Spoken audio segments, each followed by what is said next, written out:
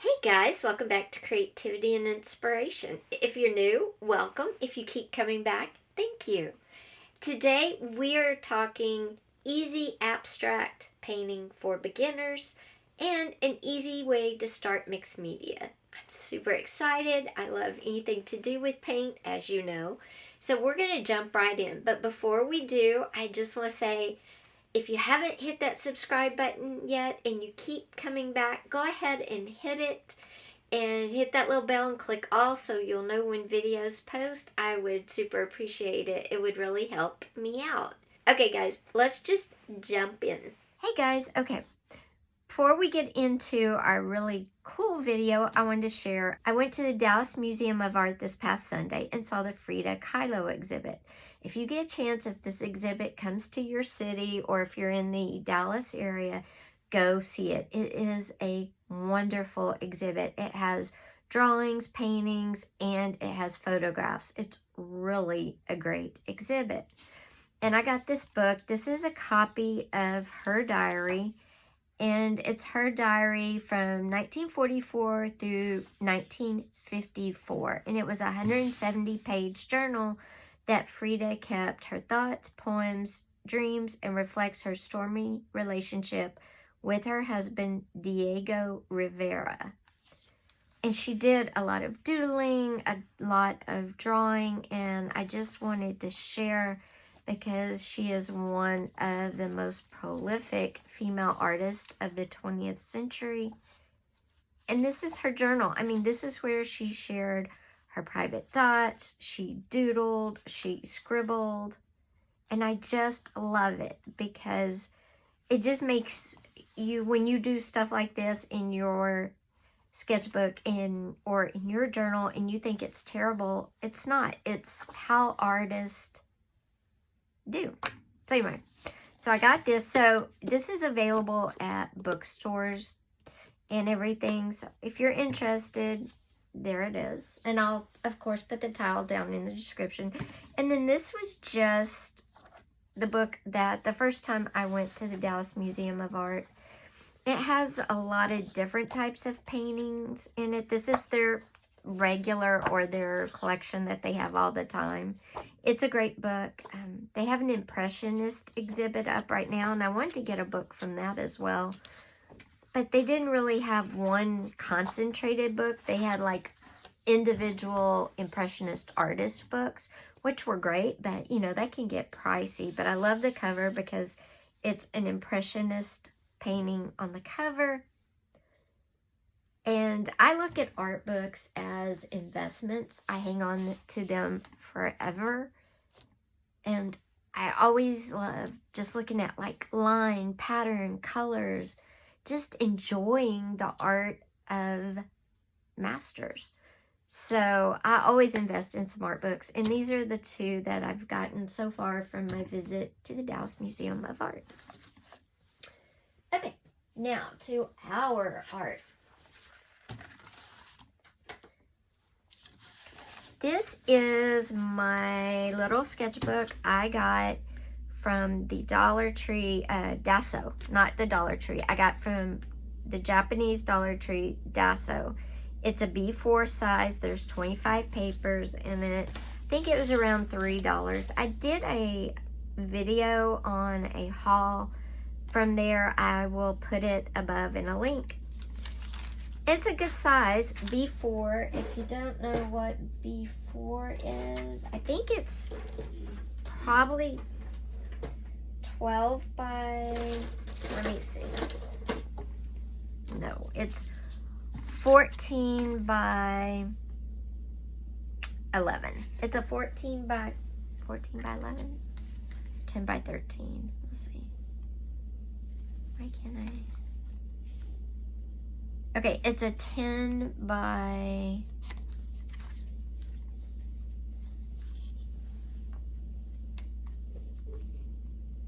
14. So it's a 10 by 14 page.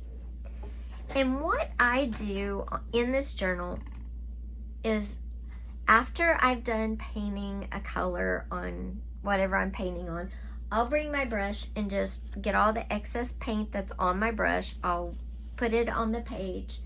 And then when I'm done painting for the day, I'll take my palette and I'll just push it down, and I'll do it in different sections all over the page. And then I end up with film, but not as much dried paint on my palette.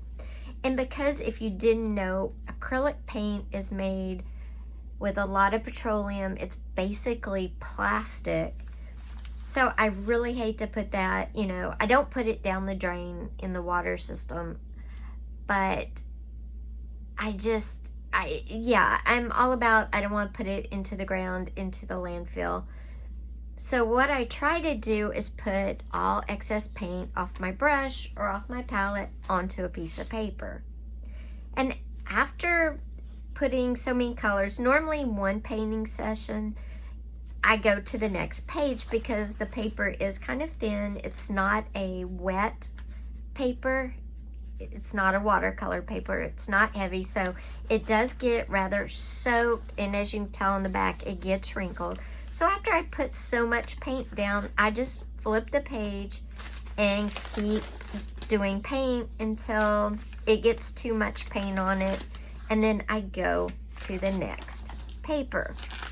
And the really cool thing, when you're pressing your palette down especially, you can end up with some very cool patterns and shapes. And I don't know if you can see the pattern, the lines in this little section right here where I was pushing the palette down, or right there, you can see.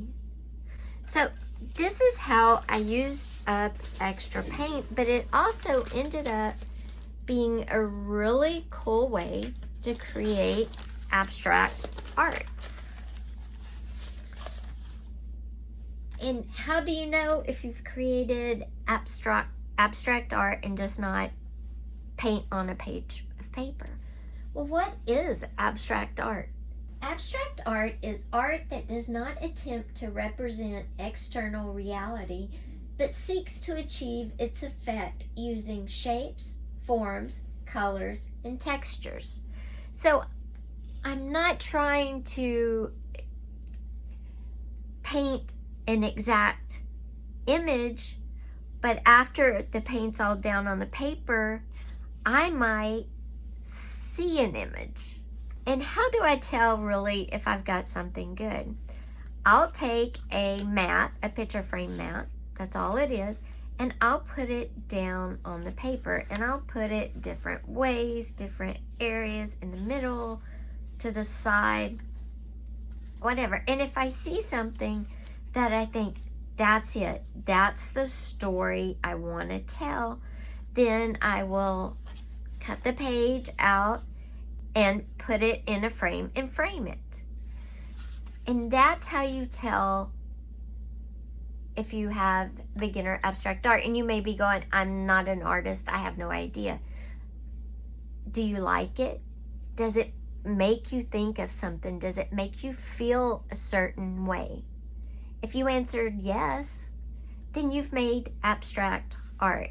And I would go to Michael's, Hobby Lobby, any type of framing store, and they sell mats, and I would get a mat in 5x7, which is what this is. I would get one in 4x6 and 8x10, and that way you can, if you want to do small or get maybe a set of 3 out of a page, depending on how big your paper is, you could do that, or you could just do one, either with a 5x7 or an 8.5x10 or 11x14, whichever. You could get one of each size, it's whatever you want. But like I said, turn it around, move it around. Does it strike you as an abstract? And if you do it all over your page and you don't get that feeling, then don't worry about it.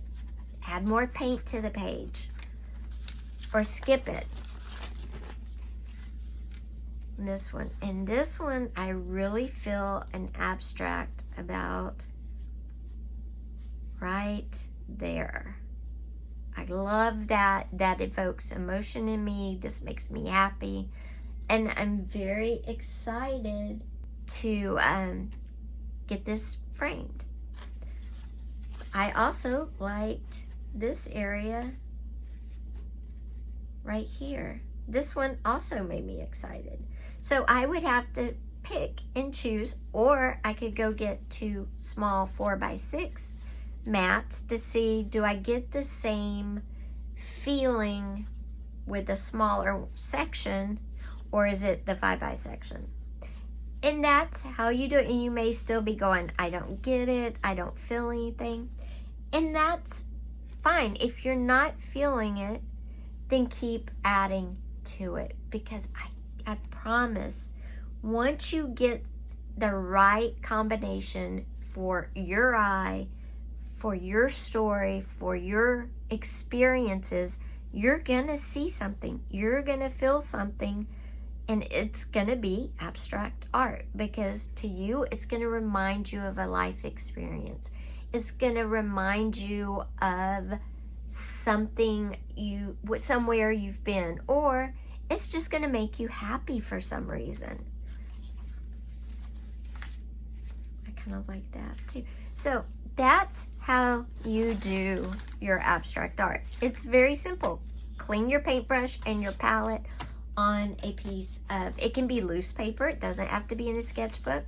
I like it in a sketchbook because it's easy to keep up with and they don't get wrinkled. Now, I talked about mixed media, and there's 2 ways you could do mixed media with these. Actually, there's 3 ways you could do mixed media.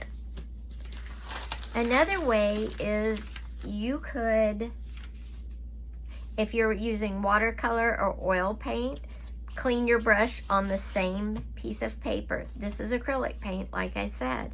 But if I did some watercolor, I could come over here and put my watercolor on top.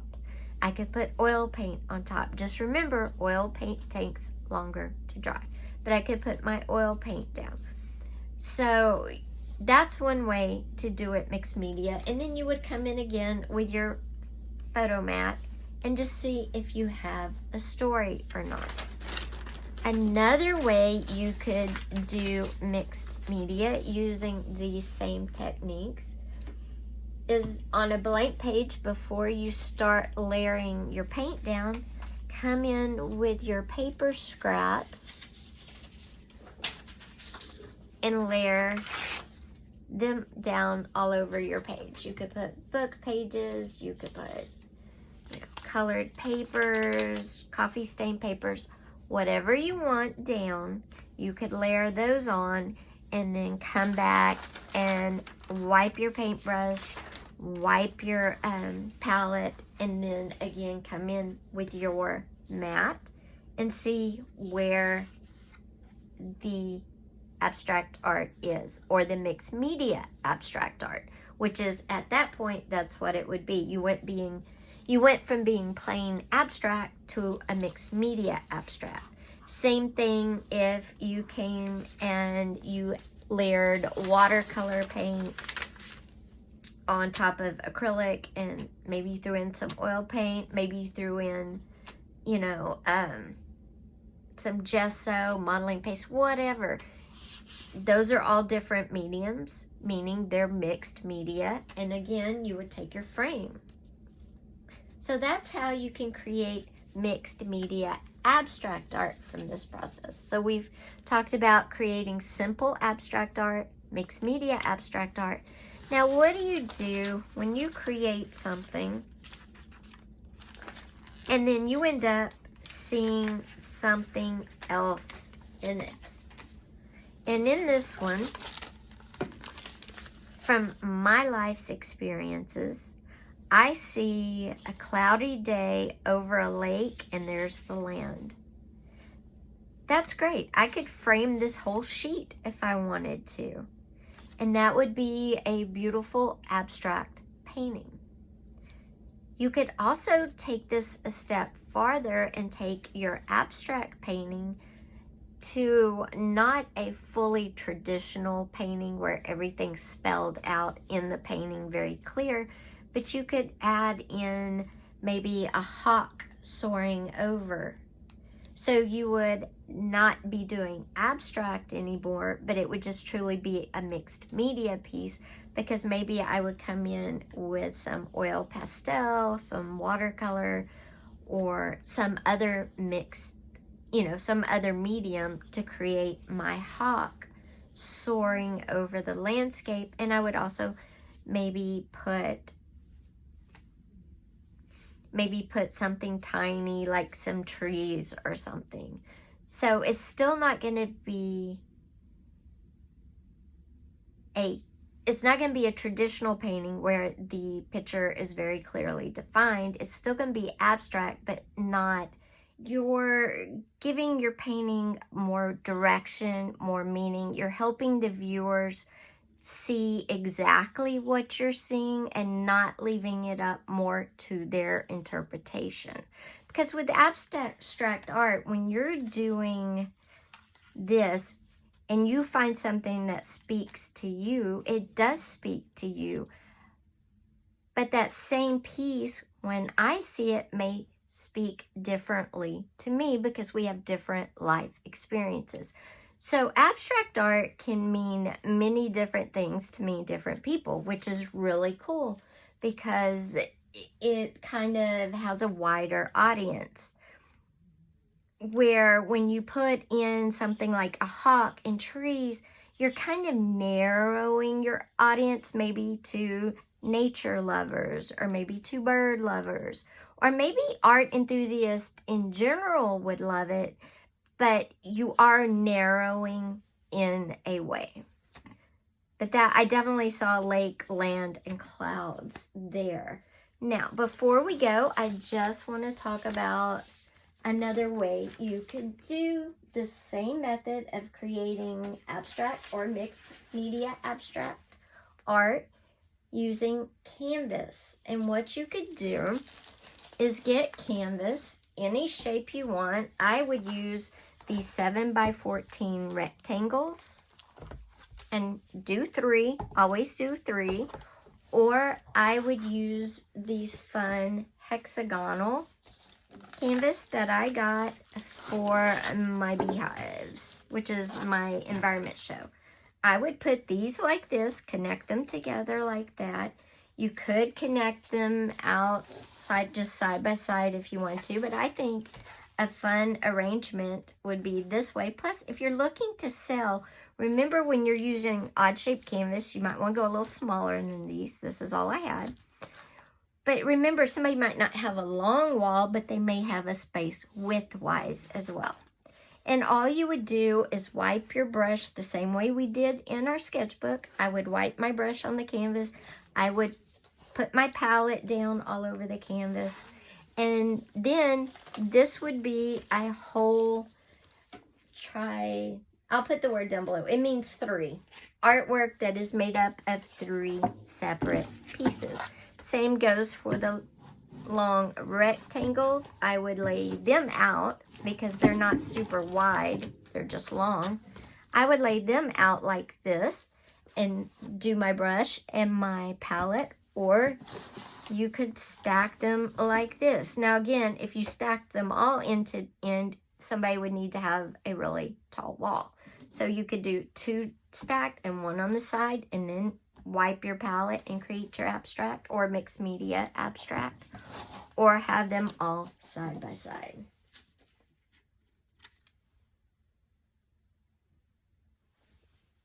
Hey guys, before we go, I just wanted to share this painting with you. This is an abstract art that I created using the method I just showed you. It's called Wildfire, and it has been in many, many shows. So guys, that's our video. That's how you can create simple abstract art or mixed media abstract art. It's a really great way for beginners. It's an easy way to get your paintbrushes almost all the way clean, as well as your palettes. Guys, if you liked the video, be sure and give it a thumbs up. Also, don't forget, if you haven't yet, hit that subscribe button with that little bell. Also have a Patreon where you get 2 full art workshops a month. Lots of perks, and you can try it out for 7 days. You can always cancel, you can always change tiers, go up or down. Totally up to you. You can make it your own. Thanks for being here, guys. I'll see you on Friday. Bye-bye.